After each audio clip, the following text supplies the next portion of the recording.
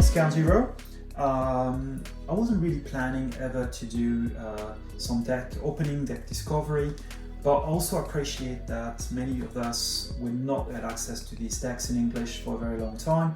So I'm happy to do a couple of them just to give you a bit of a flavor of what the decks look like, what the card distribution is, and maybe also get a closer look on some of the cards. I appreciate that in some of the tournaments we're displaying, well, the cards are a bit far, it's difficult to read them if you don't know them today.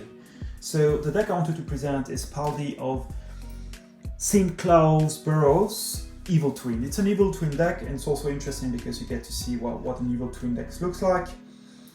And let me present you what it is. So first of all, let's start with logos. We have a triple static charge, and this is an artifact that says the creature gains at the start of your turn deal 2 damage for each of this creature's neighbor.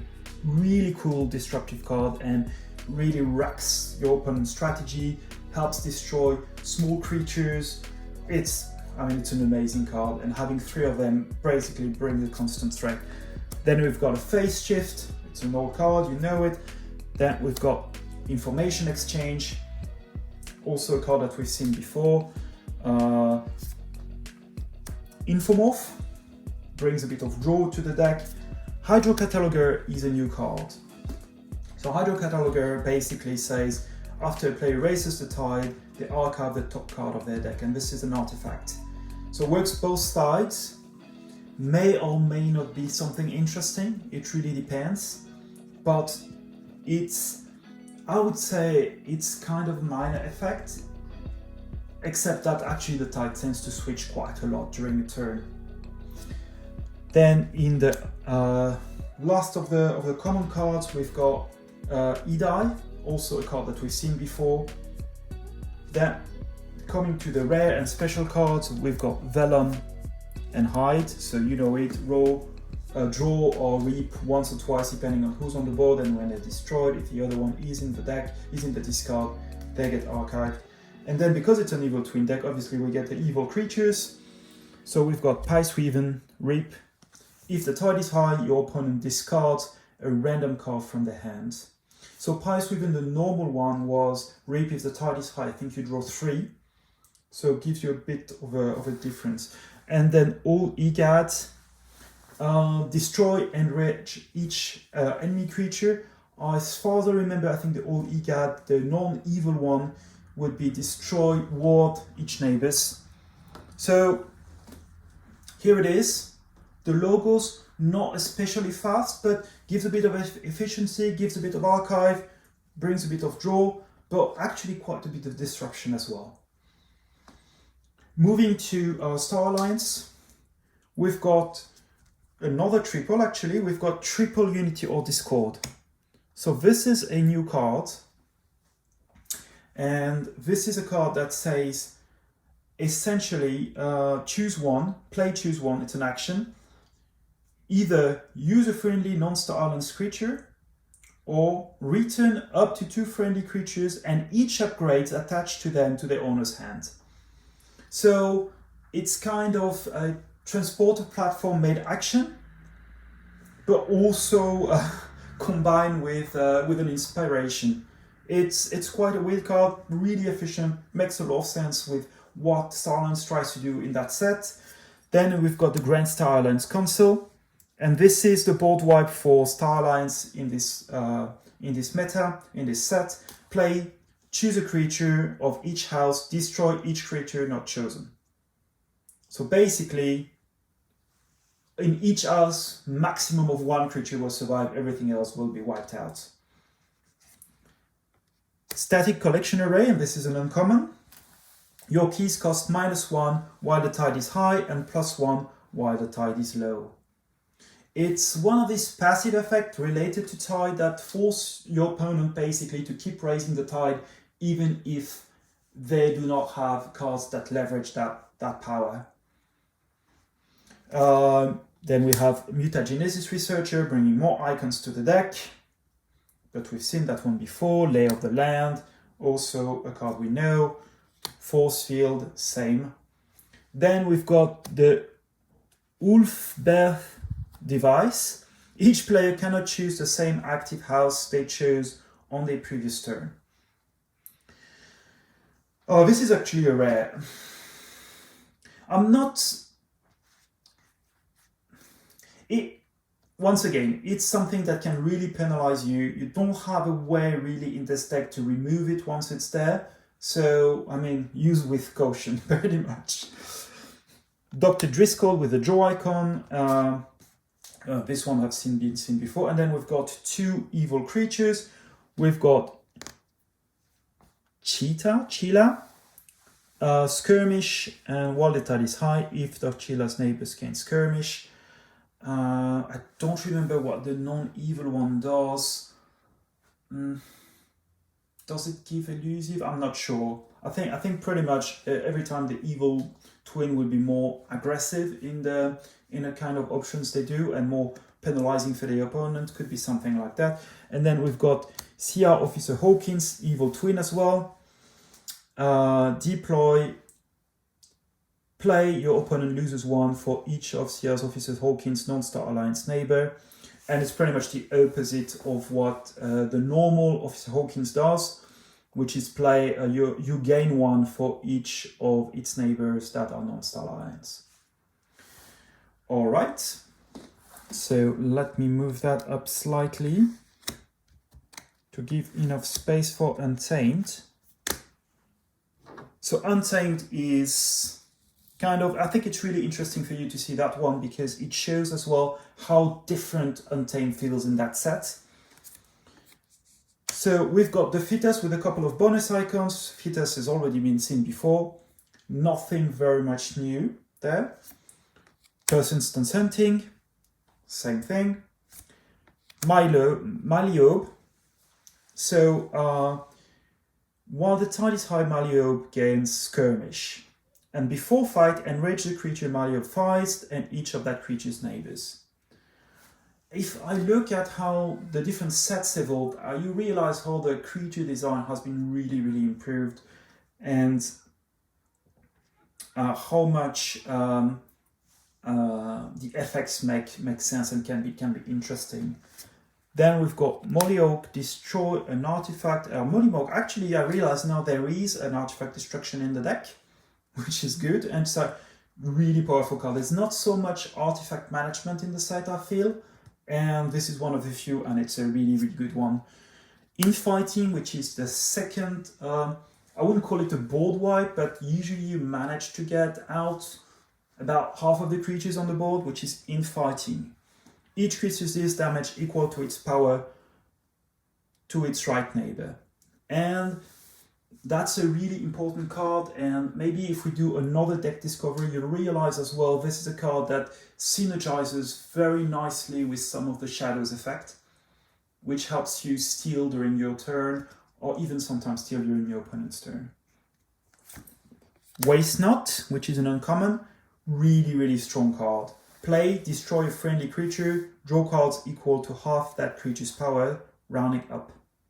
This is a draw into Untamed. And you have to remember, Untamed has been also for a couple of sets focusing on giving power bonuses to their creatures, power counters, and this is going to basically, the kind of idea behind it, I suppose, is you bring a pretty strong creature, you add power counters to that creature, and then you destroy that creature, draw a bunch of cards. It's really, really an interesting card, and in some decks it can work very well, and we'll see that actually in this deck it works very nicely. We have two Genetic Drifts. Play, a creature gains +1 counter power counter, then give each creature with a +1 power counter another +1 power counter. So basically, gives a power counter, gives another one. Two cards of that type, and another card says, which is the one we've seen before, the Fittest, which also gives a power counter. So you'll say, okay, well, that's fine. You've got quite a lot of creatures in that deck, but actually the power counters will be spread out across the deck. Well, let's see what's coming next. And we have the rares, Stampede, if you use 3 or more creatures, this turns tier 2. We've seen that one before. We've got a Youngest Bear. So Youngest Bear, Reap, you may fight with one of Youngest Bear's neighbors. So the non-evil Youngest Bear would be Reap. You may Reap with one of Youngest Bear's neighbors. So once again, moving to a more aggressive power. And then we've got double Spore Gorger. Once again, the evil type, play, move each +1 power counter in play to Spore Gorger. And then you start to see probably where I was saying the combo was going to be. So let me clean that up and show some of the synergies that I found interesting, which I feel is really interesting. So we've got the double Spore Gorger, you've got the double Genetic Drift, the Fittest, and Waste Not. And I've seen that played against me. This is really good because with a couple of cards and over a number of turns, this Spore Gorger doesn't get treated, you're going to draw a ridiculous number of cards. The Spore Gorger I was fighting against, and I was lacking proper creature management, went, I think, until around the 15, 16 power level. So pretty much drawing 8 cards. And that's that's really tough to deal with, and especially when you have also draw icons on the cards, it makes it very, very difficult to handle. One final comment, and that's also mine, on the evil creatures. So we've got these ones, we've got these two.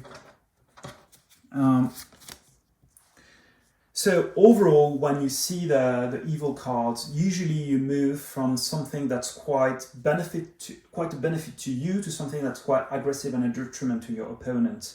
So basically, you draw a card, your opponent discards a card. You gain Ember, your opponent loses Ember. You Reap, you fight, and so on and so forth. You Ward, you Enrage. So in my view, in some cases, you will realize that the evil creature is more interesting. Spore Gorger, evil Spore Gorger, in that case, works very, very well.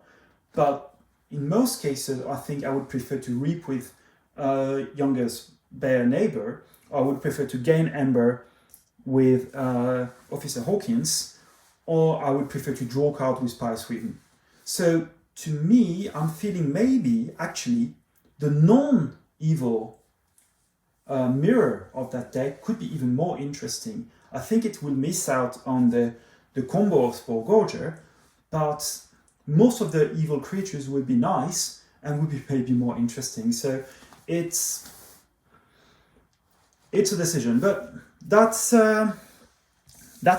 That's what I wanted to show, and I hope you find it interesting. To me, this is a very interesting deck because it shows a couple of things. How many cards you will get into Star Alliance that will help you leverage your board. How much you can generate Ember, and how much you can get power through Untamed. And also how much disruption and not so much acceleration actually you can get through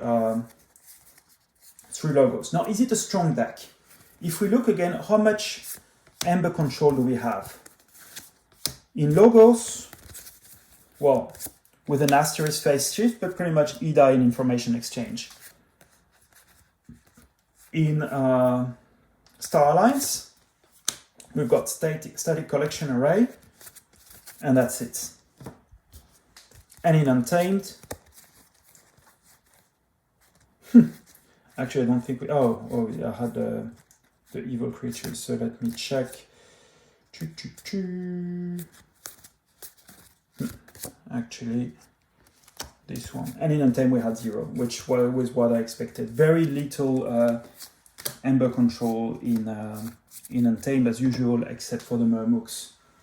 So I think that's also a little bit my feeling currently with the set. is that Ember control is quite limited. There's not so many ways to secure and guarantee that your opponent will increase its key cost and so on. If I had to think about some of the weaknesses of that deck, probably could do with a bit more steal, a bit more your opponent lose Ember, and so on and so forth. At the same time, I think it's a very, very unusual, very interesting deck that's got some high level of efficiency through and through. All right, I hope you enjoyed it, and I look forward to maybe sometime presenting another deck.